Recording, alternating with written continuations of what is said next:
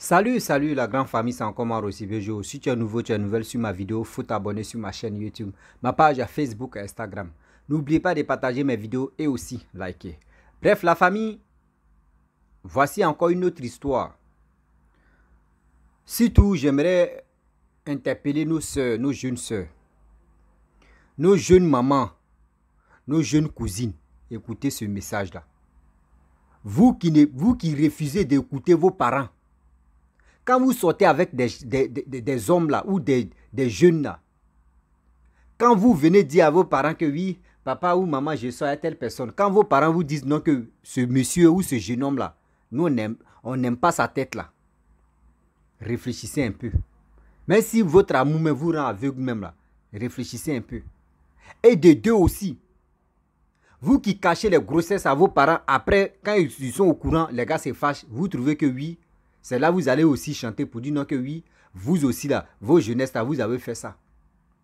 Arrêtez de juger vos parents. C'est vos parents qui peuvent vous aider à mieux vous guider dans la vie et dans votre avenir.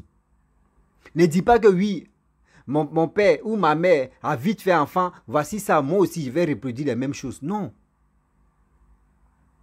Au moins si tes parents ne sont pas en vie, tu fais ces dégâts-là, on peut dire oui, c'est parce que ses parents ne sont pas en vie en cause de ça. Sinon si ses parents même étaient en vie, pouvaient vraiment la guider, lui dire non que oui, ça là c'est pas bon, ça là c'est bon. Mais vos parents sont vous, aujourd'hui, je ne sais pas, 21e siècle, c'est vous avez la grande gueule.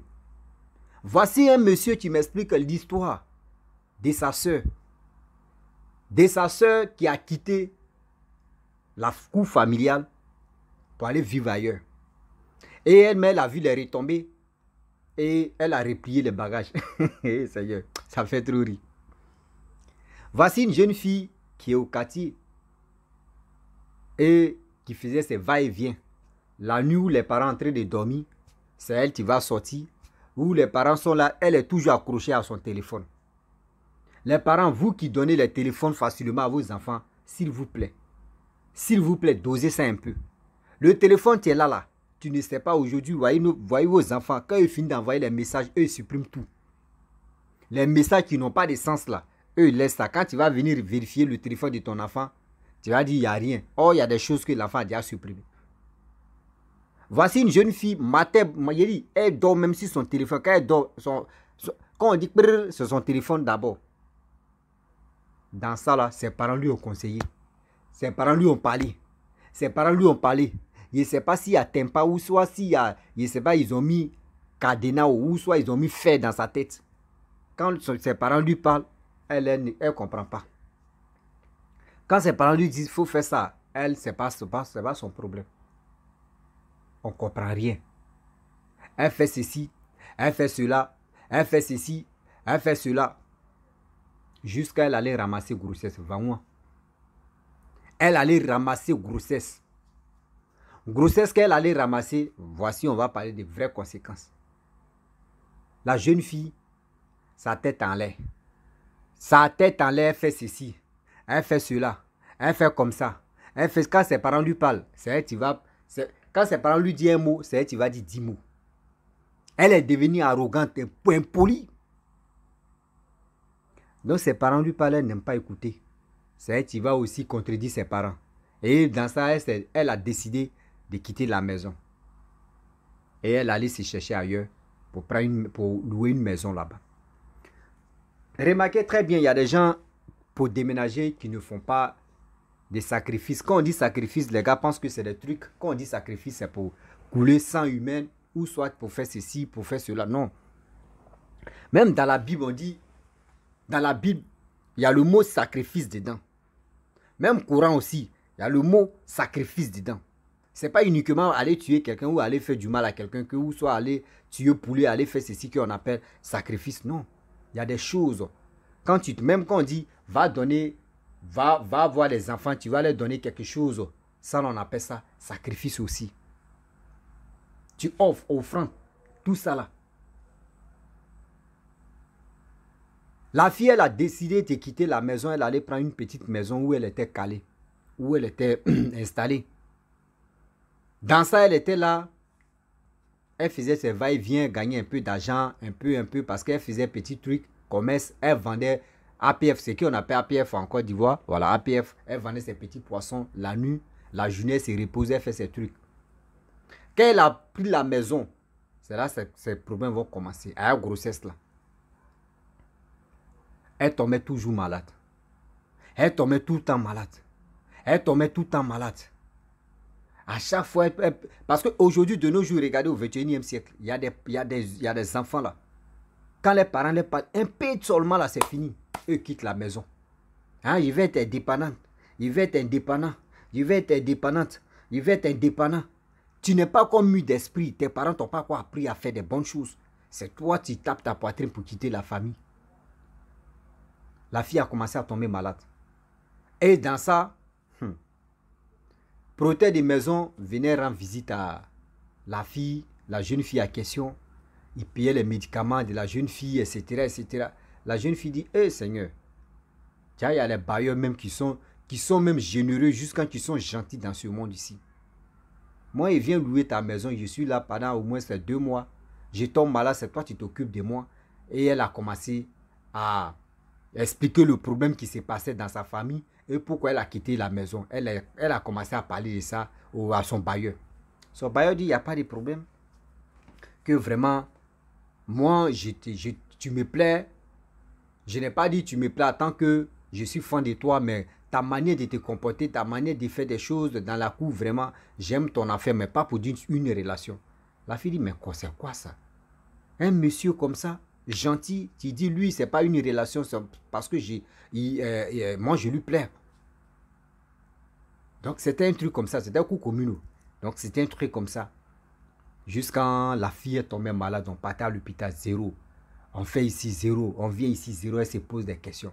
La fille même a question pour se lever, pour aller aux toilettes maintenant, c'est devenu compliqué.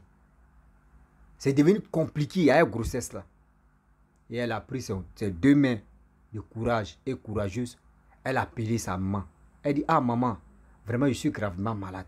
C'est toi seul tu peux m'aider. Vraiment, je ne sais pas. Sa maman dit, ah, tu es où? Elle dit, ah, je suis dans tel endroit. Sa maman dit, bon d'accord, je vais parler de ça à ton père. Elle dit, maman, pardon. Moi, je veux, viens me chercher rapidement. Elle dit, bon d'accord, d'abord, tu es en train de parler, c'est urgent là. Elle a envoyé sa fille, sa fille qui est la soeur de la jeune dame, jeune fille même. Elle est venue chercher sa soeur. Elle dit, qu'elle a mis ses pieds, le frère a dit, non, que quand sa soeur a mis son pied à la maison là, c'est pas elle qui était couchée, c'est pas elle qui était couchée, malade même chez elle là-bas. Elle dit la santé est venue comme ça. Maintenant sa maman lui dit, mais il y a quoi? Tu n'as pas dit que tu es malade? Elle dit, maman, je te dis je suis malade, je ne sais même pas ce qui s'est passé.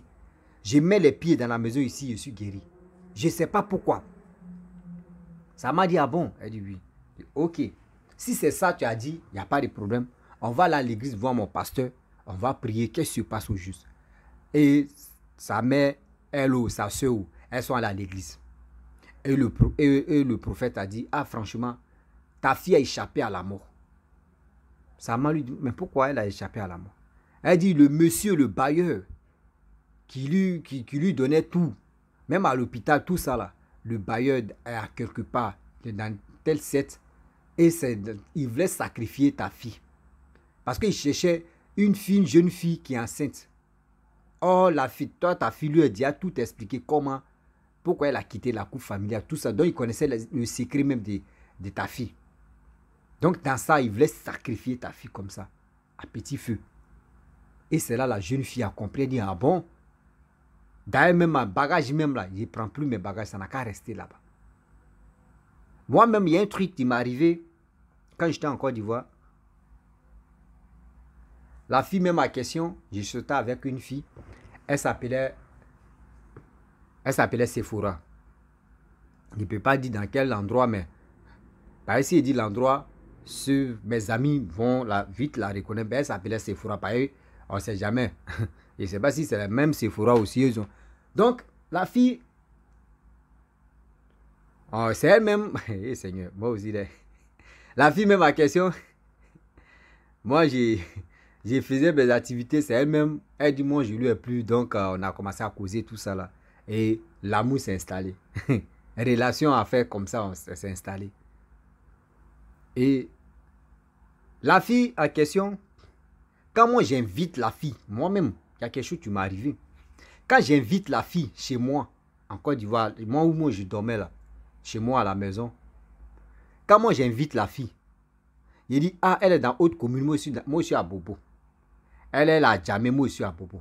Quand il lui dit, ah, vraiment, je veux te voir, viens chez moi. Quand la fille dit, oh, ok, je viens chez toi là. Quand elle me dit, je viens chez toi seulement là, je prépare tout. Dès qu'elle dit, elle est dans la voiture, elle tombe malade.